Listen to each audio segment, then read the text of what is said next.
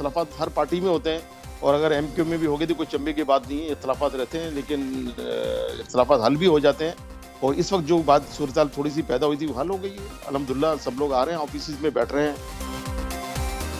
जी, ये बताइएगा कि मुस्तफ़ा कमाल साहब की इस वक्त पोजीशन क्या है, पार्टी उनको किस तरह देखती है? जो एल होते हैं, जिनमें सलाहियतें होती हैं, पार्टी वो खुद अपनी जगह भी बनाते हैं और पार्टी की भी नज़रें होती हैं, और पार्टी खुद उनको मुकाम पे लेकर आती है पार्टी।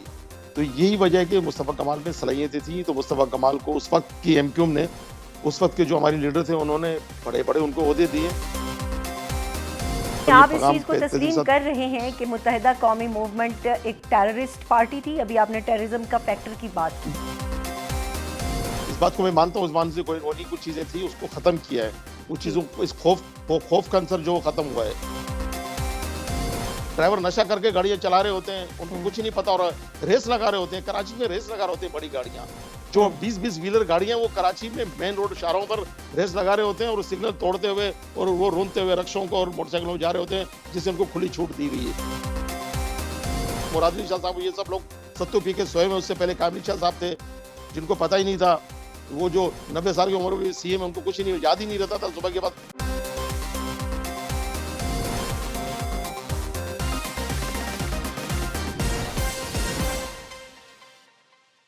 अस्सलाम वालेकुम। अब तक पॉडकास्ट के साथ मैं हूँ राशिदा सियाल। आज के पॉडकास्ट में हमारे साथ मौजूद हैं जनाब शब्बीर कायम खानी साहब, जो कि सीनियर रहनुमा हैं मुत्तहिदा कौमी मूवमेंट से। इनसे जानेंगे कि एमक्यूएम के मामलात इस वक्त क्या चल रहे हैं, क्योंकि गुज़श्ता दिनों बहुत सारी खबरें मंजर आम पर आईं, जिसमें एमक्यूएम के जो इंटरनल रिफ्ट है उसका मसला सामने आया, जिसमें कामरान टेसोरी साहब के हवाले से भी मामलात सामने आए। फिर खालिद मकबूल सिद्दीकी की जो लीडरशिप है उसके ऊपर भी कुछ क्वेश्चंस थे। तो इन तमाम मामलात के हवाले से भी बात करेंगे, और इसके साथ साथ जो कराची के इश्यूज़ हैं उसके ऊपर भी बात करेंगे कि कराची के अंदर इस वक्त मसला है क्या। और एक बहुत अहम नुक्ते की जानिब कुछ दिन पहले खालिद मकबूल सिद्दीकी ने कहा था, जो कि फ़ेक डोमिसाइल्स का मसला है, वो क्या है और इसको किस तरीके से हल किया जाएगा। शब्बीर कायम खानी साहब, अस्सलाम वालेकुम। जी वालेकुम सलाम। सबसे पहले तो मैं आपको वेलकम करूंगी अपने पॉडकास्ट में, और आपसे जानना चाहूँगी, ये बताइएगा कि ये जो इंटरनल रिफ्ट एक सामने आई गुज़श्ता कुछ दिनों पहले, इसकी वजूहात क्या हैं, इसका किसको आप कहते हैं कि इसके ऊपर ये ब्लेम जाता है जिसने ये क्रिएट की है? बिस्मिल्लाहिर्रहमानिर्रहीम। देखिए जी, ब्लेम तो किसी पे नहीं जाता, और मैं समझता हूँ कि पाकिस्तान की जितनी भी पॉलिटिकल पार्टियां हैं, आप तारीख उठा के देख लें, हर पार्टी में कहीं ना कहीं मसाइल रहते हैं।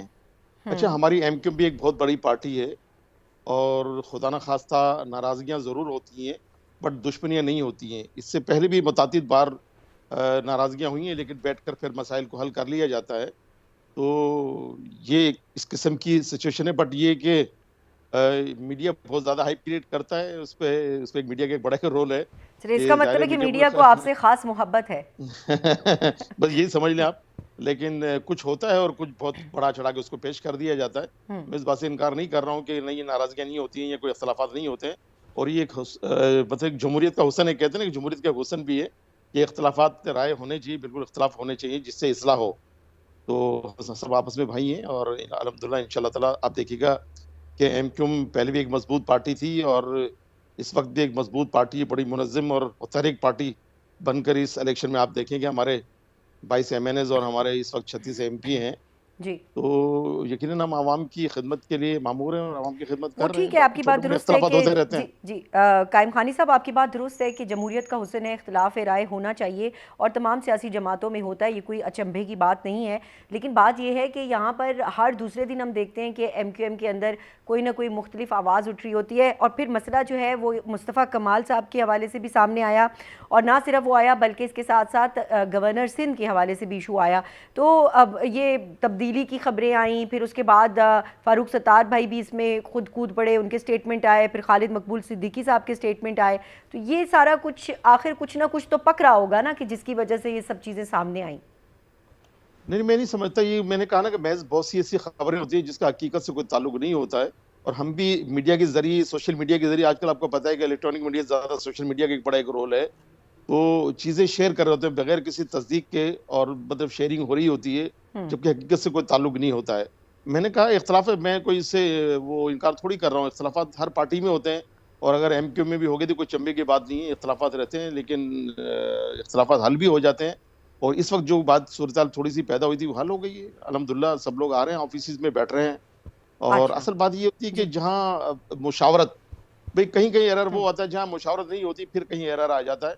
सबका यही कहना है कि जो भी काम हो मुशावरत के साथ हो, और हम्म। जहाँ मुशावरत होती है वहाँ अल्लाह ताला भी उस काम में बरकत डालता है। और जहाँ मुशावरत नहीं होती, कोई फैसला खुद कर लिए जाते हैं बाज़ औक़ात, तो फिर वहाँ कहीं ना कहीं एरर और ये प्रॉब्लम आते हैं, लेकिन मिल बैठ के हल कर लिया जाता तो है। अभी इस वक्त आपका कहना है कि मामला दुरुस्त हो गए हैं और हल हो चुके हैं। मुझे ये बताइएगा कि मुस्तफ़ा कमाल साहब की इस वक्त पोजीशन क्या है, पार्टी उनको किस तरह देखती है? देखिए, मुस्तफ़ा कमाल साहब जब मर्जर हुआ, हम्म। मर्जर से पहले मुस्तफ़ा कमाल साहब ने जब पाकिस्तान ज़मीन पार्टी बनाई थी, उसके वो चेयरमैन थे।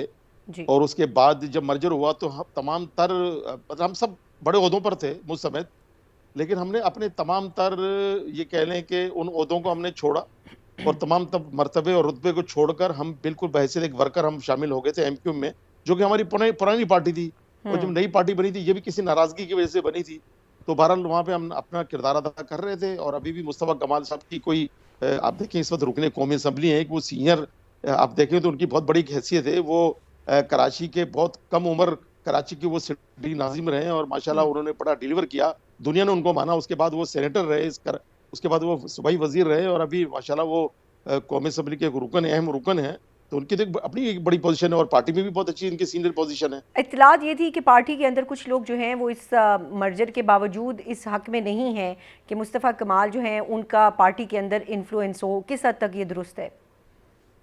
देखिए, ये मैं नहीं कह सकता, हो सकता है आपस ऐसी इत्तला, तो ऐसी कोई बात नहीं है। और पार्टी किसी की ख्वाहिशात पे नहीं चला करती ना, कि हम्म। किसी की ख्वाहिशों को, इसको होना चाहिए, इसको नहीं होना चाहिए, इसको इस पोजीशन में। पार्टी मेरिट को देखती है। जो अहल होते हैं, जिनमें सलाहियतें होती हैं, पार्टी वो खुद अपनी जगह भी बनाते हैं, और पार्टी की भी नज़रें होती हैं, और पार्टी खुद उनको वो मुकाम पे लेकर आती है पार्टी। तो यही वजह है कि मुस्तफ़ा कमाल में सलाहियतें थी, तो मुस्तफ़ा कमाल को उस वक्त की एमक्यूम ने, उस वक्त के जो हमारे लीडर थे, उन्होंने बड़े-बड़े उनको ओहदे दिए। तो अब भी एक मुस्तफ़ा कमाल साहब की एक अपनी एक अहमियत और एक हैसियत है पार्टी के अंदर। वो सीनियर हैं, अल्लाह ताला ने उनको खुदा सलाहियत दी। और हर हमारे वो रहनुमा, जिसमें खालिद मकबूल सिद्दीकी साहब हैं, डॉक्टर फारूक सत्तार साहब हैं, अनीस कायम खानी साहब हैं, दीगर और हमारे रहनुमा हैं, माशाल्लाह सब लोग सीनियर लोग हैं। सबने ज़िंदगी के 40-40 साल इस पार्टी को दिए हैं, 35-35 साल पार्टी को दिए हैं, और मुख्तलिफ ओहदों पर रहे हैं, डिलीवर किया है। तो उनमें वो सलाहियत है, वो और वो कारकर्दगी की बुनियाद पर वो उन्होंने डिलीवर किया, उनकी परफॉर्मेंस कायम खानी बेहतर रही साहब, है। मुझे ये बताएं कि जो आपने अभी पहली वाली एमक्यूएम का हवाला दिया, तो मैं थोड़ा सा आपसे जानना चाहूँगी कि उस एमक्यूएम में और आज की एमक्यूएम में फ़र्क क्या आपको नज़र आता है? असल में ये तो बड़ी डिटेल गुफ्तगू हो जाएगी उसमें। देखो, एमक्यूएम तो वही है, एमक्यूएम वही झंडा, एमक्यूएम का वही निशान है, वही मैनिफेस्टो है। बट ये कि एमक्यूएम इस वक्त ये कहने के एमक्यूएम में एक वो फैक्टर बहुत ज़्यादा, टेररिज्म का फैक्टर ज़्यादा था, वो सॉरी वो ख़त्म हो गया है। जी। और अल्हम्दुलिल्लाह एक खौफ की फ़िज़ा थी, और हम्म। वो अभी ख़त्म हो गई है। और बहुत बेहतर तरीके से हम लोग इस कराची समेत पूरे मुल्क के अंदर हम खिदमत कर रहे हैं, लोगों के काम आने की कोशिश कर रहे हैं, यानी और ये आप इस पैगाम चीज़ को तेज़ी के तस्लीम साथ। कर रहे हैं कि मुत्तहिदा कौमी मूवमेंट एक टेररिस्ट पार्टी थी? अभी आपने टेररिज्म का फैक्टर की बात की। देखो, मैंने कहा ना कि कुछ परसेप्शन थी, और कुछ वाक़यात, कुछ चीज़ें थी भी ऐसी। हम्म। इस बात को मैं मानता हूँ, उस मान से कोई वो नहीं, कुछ चीज़ें थी, उसको ख़त्म किया है। कुछ ठीक। चीज़ों को, इस खौफ का अंसर जो ख़त्म हुआ है। तो हम ये लोग कह एमक्यू के सकते हैं नाम कि से अब डरते एमक्यूएम थे। शरीफ हो गई है? नहीं, एमक्यू शरीफ तो पहले भी थी, बदमाश नहीं थी। हम्म। लेकिन ये कह लें कि वो जो एक पहले खौफ की फ़िज़ा थी, जी। वो अब ख़त्म हो गई, और होना चाहिए। हर जमहूरी पार्टी में ऐसा ही होना चाहिए। हम्म। एक परसेप्शन बना दी गई थी। तो वो वाली बात है, जिसमें एक उर्दू में मिसाल देती है ना, कुछ लोग खोटा, कुछ लोहार खोटा। हाँ तो हाँ। वो वाली बात थी। तो सही। दोनों चीज़ें थी। तो अब गुंडापन खत्म हो गया। अच्छा, मुझे ये बताएं कि हैदर अब्बास नहीं, नहीं, रिजवी मैं ये लफ्ज़ साहब। इस्तेमाल नहीं करूँगा, गुंडापन वाली, तो आप इस्तेमाल करेंगे नहीं, लफ्ज़, तो आपने गुंडापन बात तो नहीं की थे, तो मैंने इसको उसको कंटिन्यू पहले किया भी है। अच्छा, नहीं, कायम नहीं, खानी साहब, एमक्यूएम की। हैदर अब्बास रिजवी साहब आए थे पाकिस्तान वापस, और कुछ हमें नज़र भी आए, कुछ एक्टिव भी हुए पार्टी के मामलात में। उसके बाद फिर वो सीन से गायब हैं। कहाँ हैं वो? किधर गए? क्या उनका वो हुआ, वापसी उनकी किधर गई? हैदर रिज़वी साहब एक सीनियर एमक्यूएम के कारकुन हैं। वो इस वक्त कराची में मौजूद हैं, और कभी-कभार पार्टी में आते हैं। अभी कुछ अरसे पहले भी वो, आपने शायद नहीं देखा होगा, गवर्नर हाउस में एक महाजिर कल्चर डे में भी वो आए थे। तो हम्म। ऐसा कोई नाराज़गी नहीं है, खुदा ना खास्ता। बट ये है कि उनके पास इस वक्त कोई पार्टी की ज़िम्मेदारी नहीं है। अच्छा। लेकिन बहरहाल वो एक हमारे सीनियर रहनुमा हैं, अल्लाह ताला उन्हें बड़ी सलाहियतें दी हैं। वो डिप्टी पार्लियामानी लीडर हैं कौमी असेंबली में, जी। कौमी से, और राब्ता कमेटी के रुकन हैं, एक सीनियर पॉलिटिशियन हैं वो, और एक बड़ी कम मतलब नौजवानी से उन्होंने सियासत का आगाज किया था अल्हम्दुलिल्लाह। तो वो इधर कराची में मौजूद है, जब उनकी जरूरत होगी आ जाएंगे वो। सही। चलें, अब इससे हम थोड़ा सा आगे चलते हैं। मुझे ये बताएगा कि गुज़श्ता दिनों डॉक्टर खालिद मकबूल सिद्दीकी की जानिब से एक स्टेटमेंट सामने आई थी जिसमें उन्होंने कहा था कि बिलावल भुट्टो जरदारी जो हैं वो कराची के जो ट्रेडर्स हैं उनको थ्रेट भी करते हैं और कराची की तरक्की में बहुत बड़ी रुकावट हैं। इस पर मैं थोड़ा सा आपका कॉमेंट चाहूँगी कि हमें ज़रा डिटेल बताइए कि ये किस कॉन्टेक्स्ट में बात की गई थी। ये देखिए, उस वक्त खालिद मकबूल सिद्दीकी साहब जो हमारे चेयरमैन हैं, उन्होंने डिटेल में बात की थी, लेकिन फिर भी अगर आप उससे सवाल पूछ रही हैं जी। तो इसका जवाब मैं इस तरह से दूंगा कि इस वक्त पाकिस्तान पीपल्स पार्टी जो कि गुज़श्ता 16 साल से सिंध हुकूमत पर काबिज है, काबिज कहूँगा मैं, लफ्ज़ काबिज का मैंने इस्तेमाल इसलिए किया है कि आप देखें कि जब भी इलेक्शन होते हैं तो ये इलेक्शन को खरीदते हैं। अच्छा। जो भी ब्यूरोक्रेसी के जरिए, वहाँ की पुलिस के जरिए, ये धौंस धमकी के जरिए वो पोलिंग जीतते हैं और जीत कर फिर इक़्तिदार में काबिज होते हैं। चलो अगर ये लफ्ज़ भी ना मैं इस्तेमाल करूँ काबिज का, लेकिन चलो 16 साल आपको हुकूमत करने को मिले हैं, 16 साल का अरसा कम नहीं होता, बहुत अरसा होता है। तो आप खिदमत करके अवाम की आप लोग दिल जीते ना। अब कराची जो कि एक मुआशी हब है, कराची में आप देखो, अगर कंपेयर करें जब 18वीं तरमीम के बाद कितना पैसा मिलता है सूबाई हुकूमतों को, अब वो पैसा होना तो ये चाहिए कि वो पैसा ज़रूरत की बुनियाद पर, पॉपुलेशन की बुनियाद पर वो पैसे तकसीम कर देने चाहिए, वो फंड डिलीवर करने चाहिए, वो काम करने चाहिए, लेकिन ऐसा होता नहीं है। वो सीएम साहब उसकी मनमानी ये कर रहे हैं कि वो पैसे जहाँ मंजूर नज़र इनकी जो डिस्ट्रिक्ट हैं, जो लोग हैं, उनको वो पैसे वो फंडिंग करते हैं उनको, उन डिस्ट्रिक्ट को। कराची जो कि एक मुआशी हब है, जिसमें जो 3 करोड़ से ज़्यादा आबादी का शहर है, यहाँ पे सेहत की सहूलतों से ये यहाँ पे फुकदान है, यहाँ पर यूनिवर्सिटीज़ नहीं बनी है, यहाँ पर ट्रांसपोर्ट के मसाइल हैं, यहाँ पर पीने का पानी का मुयसर नहीं है, बहुत से मसाइल हैं। अब चलो बहुत से बात पे ये कहते हैं ये तो फेडरल सब्जेक्ट हैं, चलो अगर हम गैस की बात करें या भी, लेकिन जो आपके सूबाई सब्जेक्ट हैं, जो सूबाई हुकूमत की आपकी जिम्मेदारी बनती है, इस वक्त आपको पता है कराची की शहरी हुकूमत इनके पास है, लेकिन काम आप देख लें कराची को, आप खुद आपको पता चल जाएगा कि अच्छा, कराची मैं की इन मसाइल के ऊपर बात ज़रूर करूंगी, लेकिन पहले मैं जो आप ही का लफ्ज़ है उस पर थोड़ा सा बात करना चाहूँगी। आपने कहा कि पीपल्स पार्टी जो है वो गुज़श्ता 16 साल से कराची पर काबिज़ है, आपने काबिज़ का लफ्ज़ इस्तेमाल किया। इसका मतलब है कि जो कराची के अंदर पीपल्स पार्टी का जो मैंडेट है आप उसको तस्लीम नहीं करते, आप समझते हैं कि वो धौंस से, ज़ोर ज़बरदस्ती से वो मैंडेट लिया गया है। राजदा साहब, कराची में तो उनका मैंडेट है ही नहीं ना। कराची में तो एक दो इनके एमएनए की सीटें होंगी, 2-4 एमपी की सीट होंगी, ये ज्यादा कराची का मैंडेट तो एमक्यूएम के पास है ना। तो जब कराची एमक्यूएम हमारे पास मैंडेट है, तो चलो मैंडेट हमको खैरात पे थोड़ी मांग रहे हैं इनसे, ये कराची का राइट है। कराची जो पूरे मुल्क को पाल रहा है, माजरत के साथ, कि जो कराची जो टैक्स देता है, कराची के एक टाउन जो लियाकताबाद का इतना जो पैसे टाउन का जो टैक्स देते हैं उतना तो लाहौर का भी टैक्स नहीं दे रहे हैं। तो ये जब कराची इतना टैक्स दे रहा तो फिर कराची का राइट बनता है ना, कराची में वो सहूलतें, वो फैसिलिटीज होनी चाहिए, लेकिन बट ये कराची में नहीं हो पाती, जिसकी वजह से कराची में एक एहसास महरूमी है, कराची के लोग परेशान हैं। कराची में मसाइल दर मसाइल हैं। यहाँ पर कराची में ट्रांसपोर्ट के मसाइल अब तक हल हो नहीं सके हैं। ये इनके मुझे समझ में नहीं आता, इनका विजन की बात हो रही है कि ये कैम्ब्रिज यूनिवर्सिटी और ऑक्सफोर्ड यूनिवर्सिटी में पढ़े हुए लोग हैं, और ये पता नहीं क्यों नहीं ये जो हम चलो मेन स्ट्रीम मीडिया पर कायम खानी साहब, मेन स्ट्रीम मीडिया पर, चाहे वो प्रिंट है चाहे वो इलेक्ट्रॉनिक है, बड़े बड़े इश्तहारात देखते हैं सिंध गवर्नमेंट की तरफ से आते हैं, और बड़ी कैंपेन्स आती हैं कि हमने वहाँ पर जो हेल्थ की फैसिलिटीज़ हैं दी हैं, इसके अलावा ट्रांसपोर्ट की आपने बात की है, बस सर्विस की बात आती है। और मेरे ही पॉडकास्ट में कुछ रोज़ कबल तर्जुमान थे सिंध हुकूमत के नादिर गबोल साहब, उन्होंने बहुत तरक्की की पिक्चर एक पेश की। तो आप जो गुफ्तगू कर रहे हैं वो उसके बरक्स हैं, तो फिर ये सारे इश्तहारात, ये इतनी बड़ी कैंपेन्स, ये इतने बड़े दावे, ये सब झूठ है? देखो, इश्तिहारात तो अब मैं आपसे क्या बात करूं। आप खुद मतलब आप देखें, आप एक साफ़ी हैं, जर्नलिस्ट हैं, आप कराची के अपने साफ़ी से पूछें। कराची की चलो छोड़ें, कराची की तो चलो इनको मैंडेट नहीं मिलता, लेकिन जहां इनको वोट पड़ते हैं, अंदरूनी सिंध की हालत आप जाकर देख लें। लाड़काना, इवन लाड़काना जो कि पूरी दुनिया में शहीद जुल्फिकार अली भुट्टो के नाम से पहचाना जाता है, उनका डिस्ट्रिक्ट है। आप वहाँ की सूरत हाल आप देखें ना, वीडियो वायरल होती है, वहाँ के हॉस्पिटल की सूरत हाल आप देखें, वहाँ पे स्ट्रेचर जो है ना, उनके व्हील नहीं है, वो ईंटों पे स्ट्रेचर खड़े हैं, बेड जो है वो ईंटों पे लगे हुए हैं।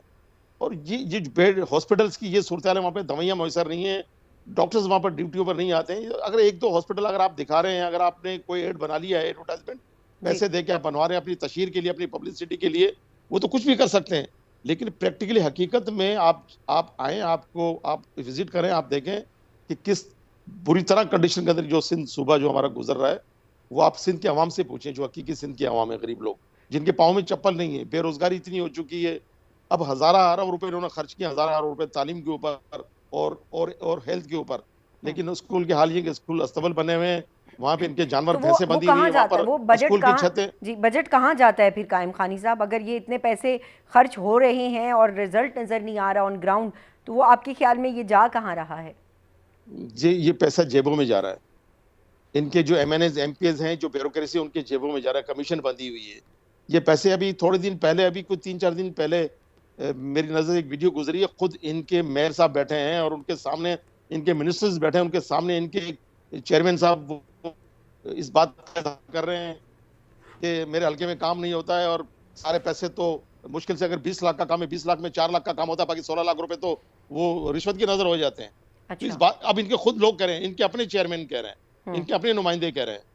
तो ये मेरी बात पे आप यकीन ना करें, लेकिन खुद इनके लोग कह रहे हैं। अगर आप कहें तो मैं आपसे वीडियो शेयर कर दूंगा, जरूर शेयर कीजिएगा। तो जी, ये सारी चीजें, बाकी कह देना किसी प्रोग्राम में आकर कह देना, अपनी बड़ाई करना, तारीफें करना और इश्तिहारात देना, तो ये मसाइल का हल नहीं है। मसाइल तो आप जाएं, अवाम में जाएं, अवाम की जाए पूछे ना, अवाम के मसाइल क्या हैं। आप हॉस्पिटल्स के विजिट करें, आप सिंध के यूनिवर्सिटीज और कॉलेजेस और स्कूल्स के विजिट करें, तो लग पता जाएगा कि पीपल्स पार्टी ने 16 साल में क्या किया है। कुछ भी नहीं किया 16 साल में, सिवाय ज़बानी दावों के। जो पीपल्स पार्टी की अभी जो करंट लीडरशिप है, मैं बिलावल भुट्टो साहब की बात कर रही हूँ, एक फ्रेश लीडरशिप सामने आई और बड़ी होप्स लोगों की थी और हैं भी लोगों की कि ये एक, क्योंकि ज़ाहिर है बड़ी वेल एजुकेटेड लीडरशिप है, यंग ब्लड है, फ्रेश है, तो ये बहुत कुछ नया करेंगे। तो आप के ख्याल में इसके बरक्स है सूरत हाल? बिल्कुल बरक्स है।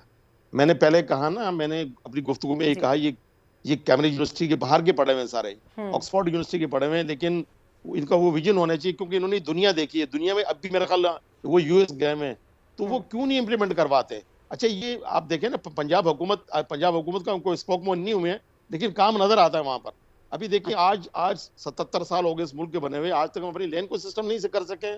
आज कराची की आप देखें, ट्रांसपोर्ट कराची की जो आए दिन आप देखें, इसमें जो अभी आप मेरे ख्याल आप बात करेंगे, मुझे लगता है नहीं करेंगे तो मैं कर देता हूँ, आए दिन रोजाना डंपर की टक्कर से और टैंकर की टक्कर से लोग किस तरह बेगुनाह लोग इस 2025 में, यानी कि 1.5 माह हुए, 2025 को 1.5 माह के अंदर तकरीबन 100 से ज्यादा लोग बेगुनाह लोग सिर्फ डंपर की नजर हुए लोग मरे हैं, बेगुनाह लोग इस तरह रोनते हुए चले जाते हैं। लाइसेंस नहीं पता कि किसका लाइसेंस है नहीं है, गैर मुकामी पुलिस है यहाँ पर, ट्रेंड नहीं है वो लोग, पता नहीं किस तरह उनको जॉब मिल रही है। पुलिस के ऊपर भी जरूर आऊंगी, पुलिस का एक बहुत बड़ा इशू है, सिंध पुलिस का भी, जहां पूरे पाकिस्तान की पुलिस का इशू, वहां सिंध का भी है। जो डंपर की आपने बात की है, ये इस वक्त एक सुलगता हुआ मौजू है और आज का नहीं, ये बड़े सालों से हम ये देखते हैं, ये वाकयात होते हैं, लेकिन ज़ाहिर कभी मीडिया पे ज़्यादा हाईलाइट हो गया। अच्छी बात है, इसको पहले होना चाहिए था, चलें अब आ गया। आप मुझे बताएं कि ये डंपर वाला चक्कर क्या है, इसको किस तरीके से कंट्रोल किया जा सकता है? अब जो पॉलिसी आई है, सिंध गवर्नमेंट ने कहा है कि ये दिन के औकात में डंपर सिटी के अंदर नहीं जाएंगे, क्या उससे ये चीज़ें, ये हादसा कंट्रोल हो सकेंगे? ये पॉलिसी 1 दिन या 2 दिन तो इस पे इम्प्लीमेंट होता है। आप देखें कि कल भी डंपर निकले सुबह दिन के औकात में, तो लोगों ने गमो गुस्से का इजहार किया है और लोगों ने कुछ डंपर जलाए। आपके साथ, आपके इल्म में ये बात आई होगी, वाकयात रोनुमा हुए हैं कराची में। क्यों कानून हाथ में ले रहे हैं? इसलिए कि लोग ले रहे हैं, जिस घर से जनाजे उठ रहे हैं, 3-3, 4-4 जनाजे एक साथ उठ रहे हैं, मियाँ बीवी 7 बच्चे उनके मर रहे हैं, तो फिर आप बताएं फिर बचेगा कौन?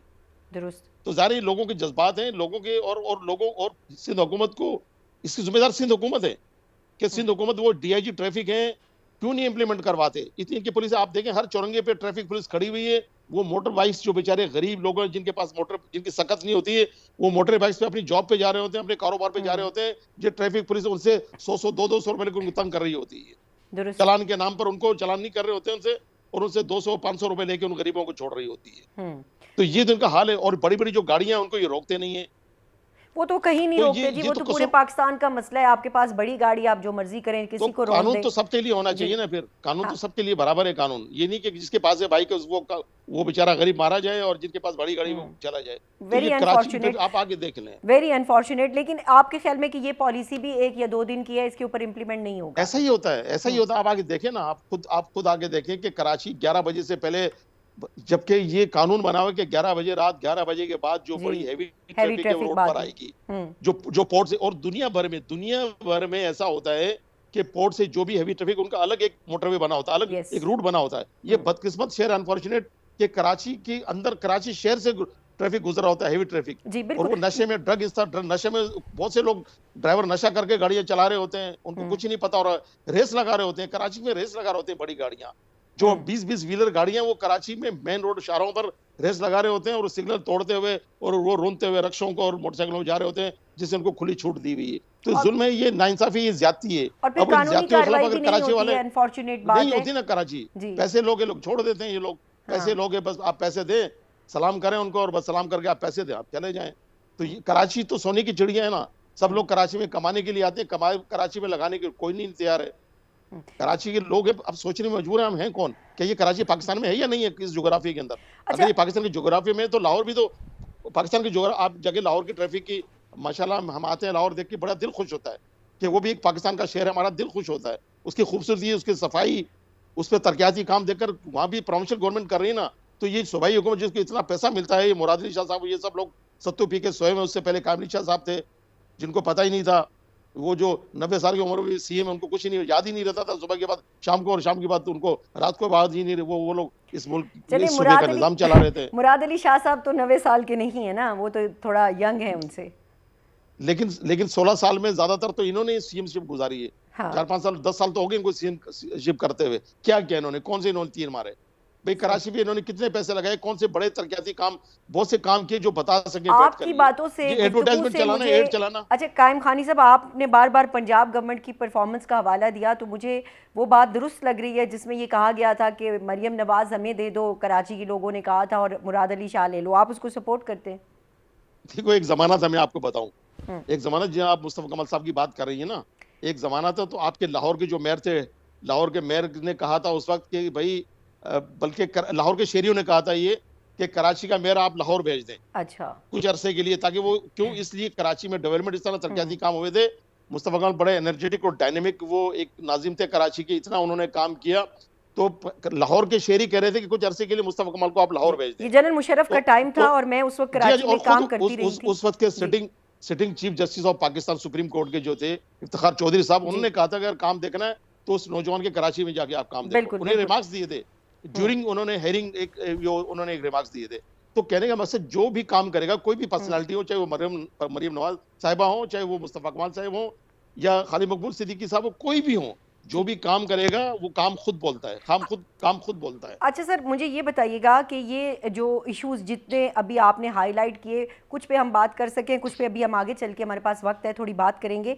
ये इश्यूज जो हैं, ये आप सिंध असेंबली में MQM की एक अच्छी मेजॉरिटी है, वहाँ पर भी आप ये आवाज़ उठाते हैं, तो क्या आपको रिस्पॉन्स आता है? फिर भरपूर तरीके से आवाज उठाते हैं। हमारे जो हमारे अरकान असेंबली जो हैं, सब ज्यादातर यंग हैं, यूथ हैं, पढ़े लिखे नौजवान हैं, शऊर रखते हैं, इल्म रखते हैं, कराची का दर्द रखते हैं, सिंध का दर्द रखते हैं, इस मुल्क का दर्द रखते हैं, और जब भी आवाज उठाते हैं उनके माइक बंद कर दिए जाते हैं, उनकी आवाज को खामोश करा दिया जाता है। लेकिन उसके बावजूद भी जो हमारा, अब ज़ाहिर है हमारा एक जमहूरी और एक हमारे आईनी हक है कि बजाय हम रोड पर आकर गाड़ियां जलाएं और एहतजाज करें, जमहूरी ममालिक में यही होता है। जमहूरी लोग, जो सिविलाइज्ड और जो ऑर्गेनाइज्ड लोग होते हैं, वो यही करते हैं, जो अपना हक इस्तेमाल करते हैं। ऐवान है मुंतखब होकर, अवाम ने मुंतखब किया है, ऐवान बाला में खड़े होकर वो शोर मचाते हैं, अपना एहतजाज रिकॉर्ड करवाते हैं, ताकि एक हल्के के अवाम को ये मुतमईन हो कि हमने जिन लोगों को वोट दिया है वो लोग हमारे लिए आवाज उठा रहे हैं। अच्छा, इस बात से एक सवाल है कायम खानी साहब, ये MQM के ऊपर बड़े अरसे से, क्योंकि मैं भी सहाफत में हूँ और मैं भी ज़ाहिर है MQM के साथ भी मेरा, आपके जो प्रीवियस लीडरशिप थी उनके साथ तो बड़ा अच्छा एक ताल्लुक़ रहा, जब उस वक़्त मैं कराची में काम भी करा करती थी। मुझे ये बताइएगा कि MQM के हवाले से एक तासुर ये हमेशा रहा है कि आप आवाज़ भी उठाते हैं, अपोजिशन भी करते हैं, लेकिन हुकूमत के अंदरों मज़े भी लेते हैं। तो ये ज़रा आज इसको क्लियर करें ना कि आप अपोजिशन भी कर लेते हैं, उधर भी कर लेते हैं, दोगलापन क्यों है?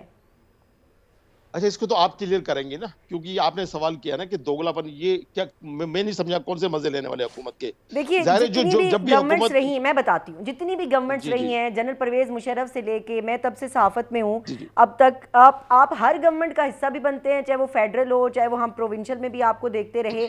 हर हुकूमत का हिस्सा भी होंगे, और कभी पेट्रोल की प्राइस बढ़ गई तो आप नाराज़ हो जाते हैं, कभी आपके इस्तीफे आ जाते थे, वापस हो जाते थे। यानी गवर्नमेंट के अंदर मिनिस्ट्रीज भी इंजॉय करते हैं और बैठ के आप ये भी कहते हैं कि जी हम इस पॉलिसी को सपोर्ट नहीं करते। तो ये तो दोगलापन नहीं, या तो आप either you are with government और either you are not part of government. ये लफ्ज आपने इस्तेमाल किया, दोगलापन लफ्ज। दोगलापन इसको नहीं कहते हैं। देखो, जो हम किसी का क्या सर फाड़ लें क्या? अब मिसाल के तौर पे आपने कहा मैं खुद मिनिस्टर रहा हूँ, परवेज मुशर्रफ गवर्नमेंट का आपने जिक्र किया, मैं 5 साल में मिनिस्टर रहा हूँ और मेरे हल्के के अवाम, मैं ऑन एयर बात कर रहा हूँ, मैंने मीरपुर खास मेरी कॉन्स्टिट्यूंसी, मीरपुर खास से मैं इलेक्ट हुआ एमपीए, मैं एमक्यूएम का ही एमपीए था मैं। अल्हम्दुलिल्लाह हमने वो काम कराए जो शायद 60 साल पाकिस्तान की तारीख में नहीं हुए थे उस वक्त। मैं 15 साल पहले की बात बता रहा हूँ। उस वक्त वैसे एमपीए मैंने वहाँ पे university campus, board of intermediate and secondary education का कयाम, वहाँ पर बहुत बड़ा कल्चरल कम्प्लेक्स, और वहाँ पे मेडिकल कॉलेज, ये वो बड़े काम है, वो हमारा विजन है। हमने काम किए क्यों? जब हम हुकूमत में थे, इख्तियार में थे, जब हमारी गाड़ियों पे झंडे लगे हुए थे तो हम काम कर रहे थे, डिलीवर कर रहे थे ना। जब आप हमें इख्तियारात तो दें, जब आप हमें इख्तियारात नहीं देंगे, जब आप हमारे पर काट कर और कहेंगे आप उड़ान भरे, तो हम कहाँ से उड़ान भरेंगे? फेडरल में तो आप हैं ना, दोगलापन तो नहीं है, पार्ट ऑफ गवर्नमेंट। फेडरल में तो फेडरल में है, तो फेडरल में हम काम करें। एक हमें गिनी चुनी, देखो 22 एमएनएस पे हमें एक वजारत मिली हुई है, 4 हमारे कायमा कमेटी के चेयरमैन है। अभी हुकूमत को बने हुए 1 साल हो गए, अभी तो खुद हुकूमत, आपको पता है कि 1 साल में कुछ सेट हुई जाकर। इस मुल्क के जितने कर्जे थे, इस ममालिक को जो खोखला करके चले गए थे, प्रीवियस गवर्नमेंट जो दावे करती रही, महज दावे करते रहे कि हम 100 दिन में इस मुल्क की तकदीर बदल देंगे, हरे पासपोर्ट की इज्जत करवा देंगे, हम 1 लाख घर बना देंगे, 50,000 नौकरियां दे देंगे, ना जाने कौन कौन से उन्होंने दावे किए। अब उन्होंने मुल्क के खजाने को खाली कर दिया, मुल्क को मकरूज कर दिया। अब जाहिर है पहले मुल्क की मईशत को तो ठीक करें। आज अगर मुल्क के पीएम साहब अगर कहीं जा रहे हैं, कभी यूएई जा रहे हैं, कभी कहाँ जा रहे हैं, तो वो जा रहे हैं इस मुल्क की मईशत को मजबूत करने के लिए तो जा रहे हैं। तो मजबूत मुल्क की मईशत मजबूत होगी तो मुल्क बेहतर होगा ना। अब खाली जबानी दावों से तो कुछ भी नहीं होगा। मैं भी बैठ के कहूँ हम ये कर देंगे, वो कर देंगे। हम हिस्सा जरूर है, हुकूमत का हम हिस्सा जरूर है, लेकिन सिंध हुकूमत का हम हिस्सा नहीं है। सिंध हुकूमत में हम अपोजिशन में बैठे हैं और हुकूमत का हिस्सा है। वहाँ सिर्फ फरीकी इत्तेहाद है, वहाँ पे पीपल्स पार्टी भी हुकूमत का हिस्सा है, और पीपल्स पार्टी यहाँ तो 5 उंगलियां उनकी गेम है सिंध के अंदर। तो इनको तो बहुत कुछ करना चाहिए। 16 साल में तो पीपल्स पार्टी तो इतना कुछ कर जाती कि हम जैसे लोगों को भी अपना वोटर बना लेती हो, लेकिन पीपल्स पार्टी ने ऐसा किया ही नहीं ना। पीपल्स पार्टी ने खाली एडवर्टाइजमेंट टीवी पे चलाई है, इश्तिहारात चलाए, उसके जरिए लोगों के दिल जीतने की कोशिश करती है। ऐसा होगा नहीं।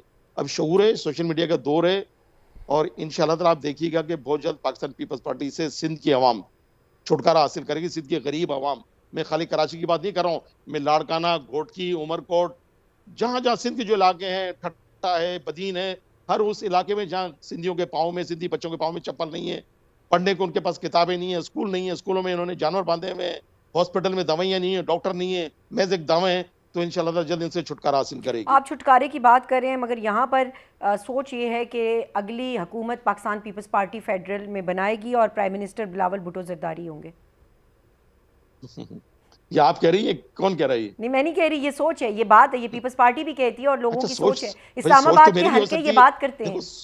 देखो सोच की मतलब, इस्लामाबाद के कौन से हल्के बात करते हैं? इस्लामाबाद के कई हल्के हैं, मुझे नहीं पता कौन से हल्के की बात कर रहे हैं। सियासी हल्कों की बात देखो, नहीं मेरी, हाँ ऐसी बात कर रहे हैं। देखो सियासी हल्के तो मैं भी कह सकता हूँ कि अगला वज़ीर मैं हूँ, शबीर कायम खानी। हमारी दुआ है आपके लिए शबीर कायम खानी साहब, आप बन जाए वज़ीर आज़म। देखो सोच तो कोई भी सोच सकता है, देखो सोचने की बात नहीं, सोच कोई भी सोच सकता है, सोच पे पाबंदी नहीं है।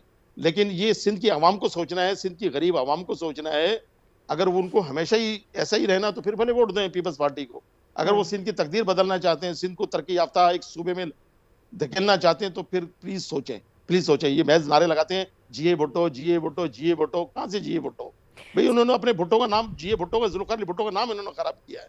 जुल्फ़िकार अली भुट्टो एक लीडर थे, उनकी सोच थी, उनकी थॉट थी, उन्होंने काम किया, सब कुछ किया। आज अपने नाना की वो तकलीद तो करें, नकल तो करें, खाली नाम देने से। फेक डोमिसाइल्स का मुझे थोड़ा सा इसके ऊपर मैं चाह रही थी कि बात कर लें, वक्त अब थोड़ा सा रह गया है। ये फेक डोमिसाइल्स का क्या इशू है सर? देखिए सिंध के हवाले से इतने इश्यूज हैं। मैंने कहा है कि आप डेवलपमेंट के हिसाब से ले लें, आप यूनिवर्सिटीज में दाखिलों के हिसाब से ले लें, डोमिसाइल के किसी मौजू पे आप बात कर लें। एक डिटेल प्रोग्राम चाहिए आपको, मतलब कई मतलब हम दोबारा रख लेंगे आपके साथ, कोई मसला नहीं है। मैं यही कह रहा हूँ, पीपल्स पार्टी के कारनामे बताने के लिए एक प्रोग्राम मुकम्मल नहीं होगा, एपिसोड चलेंगी बहुत सी, जब जाके हम बताएंगे कि पीपल्स पार्टी क्या कर रही है, इस मुल्क में, इस सूबे में उन्होंने क्या किया।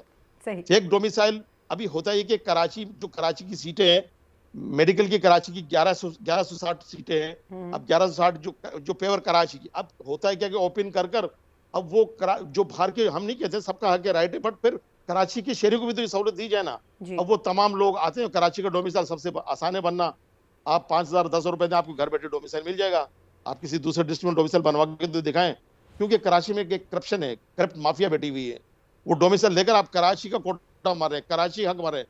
अब कराची के पढ़े लिखे नौजवान जो बेचारे 90% लेते हैं, वो उनको दाखिले मिल नहीं पा रहे हैं, और बाहर से आके लोग बच्चे दाखिले ले लेते हैं। भाई बाहर वाले भी बच्चे हमारे हैं, हमारी ये सोच नहीं होनी चाहिए, लेकिन बाहर वालों को भी ये सोचना चाहिए, जो कराची में रहते हैं ये भी तो उन्हीं के बच्चे हैं ना। वही क्यों नहीं सोचते हैं? क्या सारा ठेका हमने लिया हुआ इस मुल्क का कि हम सोचें कि नहीं वो बच्चे हम? भाई आप भी सोचे हैं।